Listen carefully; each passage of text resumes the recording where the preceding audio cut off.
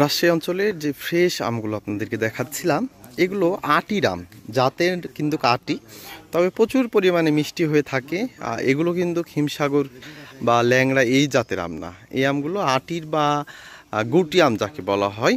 দেখতে পাচ্ছেন প্রচুর পরিমাণে আমগুলো পেকে গেছে, গাছ পাকা, পুরো এই ক্যারেটটি, পুরো ক্যারেটটাই হচ্ছে গাছ পাকা। এই আমগুলো দেখেন কতটা ছড়িয়ে ছিটিয়ে রয়েছে। আসলে পাকা হওয়ার পরে এই আমগুলো আর পাঠানো যায় না কুরিয়ার সার্ভিসের মাধ্যমে, এগুলো বাড়িতেই খেয়ে নিতে হয়। আর যারা এই আমগুলো কিন্তু কুরিয়ার সার্ভিসের মাধ্যমে চলে যাবে দেশের বিভিন্ন প্রান্তে। আপনার এই যে দেখতে পাচ্ছেন যে একেবারে পরিপক্ক যে আমগুলো, কতটা ফ্রেশ কোয়ালিটির আমগুলো, সেগুলো আমরা পাঠিয়ে দিচ্ছি দেশের বিভিন্ন প্রান্তে, দেশের বিভিন্ন জেলা উপজেলায়। যারা আমগুলো নিতে চান তারা আমাদের স্ক্রিনে দেওয়া নাম্বারে হোয়াটসঅ্যাপ বা ইমো রয়েছে, সরাসরি ফোন করতে পারেন। আমরা আপনাদের অর্ডার অনুযায়ী পাঠিয়ে দেব দেশের বিভিন্ন জেলা এবং উপজেলা প্রত্যঞ্চল।